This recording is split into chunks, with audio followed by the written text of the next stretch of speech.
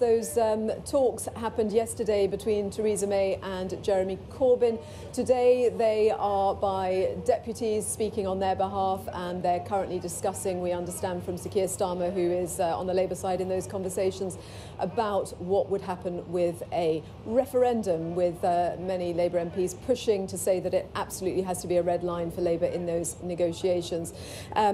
In terms, though, of any deal, any compromise that might come up, it's quite interesting because I've been speaking to two Labour MPs here who have been saying that actually any compromise is not as good as the status quo, and they're echoing the thoughts of many MPs who ultimately think that if we end up with a sort of compromise that involves the customs union or the single market, it's not as good as Remain, and that's why a lot of MPs want to then go back to the country. Well, let's talk about what might happen in the days ahead. The director of the Institute for Government, Bronwen Maddox, is here with me now, as is Sam Coates of The Times. Welcome, both of you.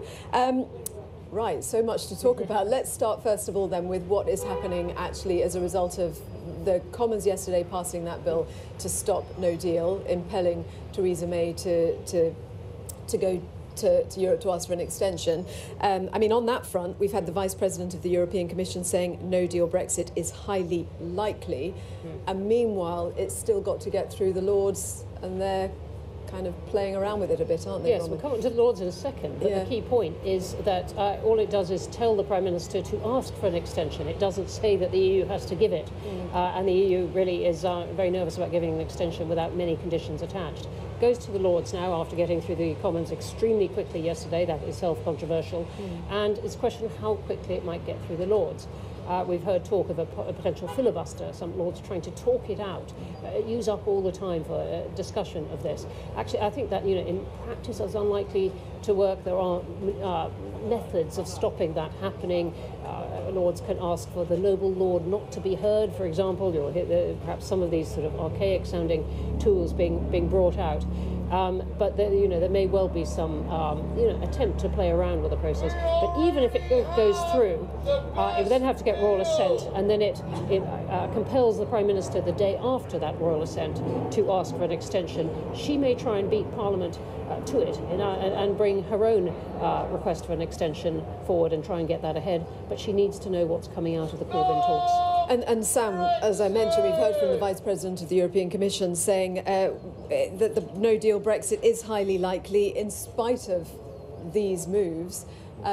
We're kind of assuming that 12th of April, next Friday, we're not going to leave with no deal, but how possible do you think it is? Well, legally it's still completely possible. We don't know the parameters of what Theresa May will ask for and how the European Union will react to it. No-deal planning is still going on inside government apace, and those 24-hour control rooms in several bits of set up by several bits of Whitehall are up and running. So clearly it is a possibility, despite there being a political will at the top of number 10, the top of the civil service, for it not to happen, because accidents do happen. And when we come to next Wednesday and there is that summit at 6 o'clock in Brussels and Theresa May goes after, we don't know whether what Britain needs and wants and asks for can be delivered from the European side. And if it isn't, and I think it's more likely that it is delivered, but if it isn't, then we could indeed be crashing out. You're seeing a lot of activity, the stuff inside the Lords today. That to me is a lower priority, is likely to have a lesser significance in whether or not we go to a no-deal Brexit, regardless or not of whether this bill passes, which I don't think is going to have ultimately a great impact on where we go next. It's all down to Theresa May, the talks with Jeremy Corbyn, the discussions between her and her own side, and the discussions between Jeremy and his own side. And what do you expect in terms of how much movement there is on both sides, and whether ultimately Labour will fight to ensure that a referendum is attached to whatever compromise there is? Well, there's a great big irony, I think, that personally Jeremy Corbyn and personally Theresa May are probably incredibly close when it comes to the kind of Brexit they both want to see. They both want to leave the single market. They both want something around a customs union, one side linguistically in favour, one side linguistically against, but the difference isn't that big. They both want to end free movement, and neither of them want a second referendum. So I think they would agree. The problem is the forces operating on both sides for a harder Brexit on the Tory side and to have that second referendum on the Labour side. And it's that dynamic relationship, to coin a phrase used in elsewhere in Brexit, that is the hardest thing to read at the moment, and whether or not both sides can do it. But one observation, the whip, i.e. the instruction from party party leaders to their troops on how to vote has proved incredibly resilient, as Bronwen's Institute has shown over and over again.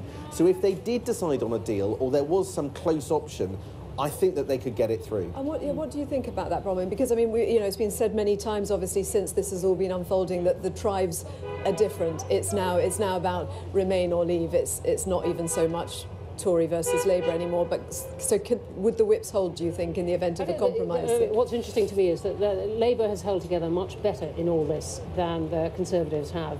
And then Theresa May's been really battling in the last few weeks to hold together these completely opposed wings of her party. Labour so far has managed to hold on to it more. Many fewer MPs came to support Theresa May's deal as it came to Parliament repeatedly than she had expected. And it's a question of what Corbyn does with it, but he hasn't been tested in the way that she has. I mean, the things that are really, really divisive for Labour, as Sam has just been saying, those haven't really come to the fore. Now he's got that. He's got, really, what are they prepared to sign up to in terms of, coming out of the single market and what that means? Are they prepared to accept freedom of movement, or not? And what do they do about the second referendum? And that, and above all, what would it look like to him and his party? What would it feel like to do a deal with Theresa May's Conservatives? So, I mean, I've only spoken to 2 Labour MPs here this morning, out of obviously many, but both of them are of the view that the compromise that is being looked at, single market customs union, is just not as good as the status quo, and therefore it's pointless, is the word Ian Murray used. Well, you've only got to look at the polling of Labour Party members published in January. Something like 9 out of 10 people who sign up to the Labour Party, pay their subs and vote in leadership elections, think that there should be a second referendum. Jeremy Corbyn is meant to be a leader who listens to his members. That's the nub of the incredible pressure he's under. Whether or not he can face them down, as some people, as I suspect he would be inclined to do, but many people will want him to not do, or whether or not he bows into that pressure, is one of the great big essay questions of the next 10 days. And going beyond that, I mean, were there to be a referendum, there will be pressure from many within the Labour Party for them to actually campaign for Remain. Could you see that happening? We saw in 2016 an unenthusiastic Remain vote from Jeremy Corbyn. Yeah. That's what he says. I don't see any reason why that wouldn't be the case now.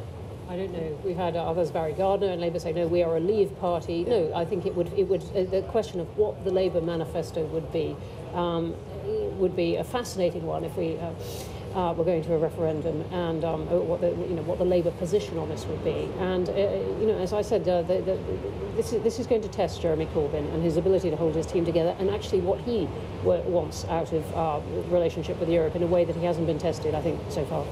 Thank you both very much. It stays interesting, doesn't it? And we will, of course, continue to monitor all the developments here and keep you updated. I'll hand you back to the studio now.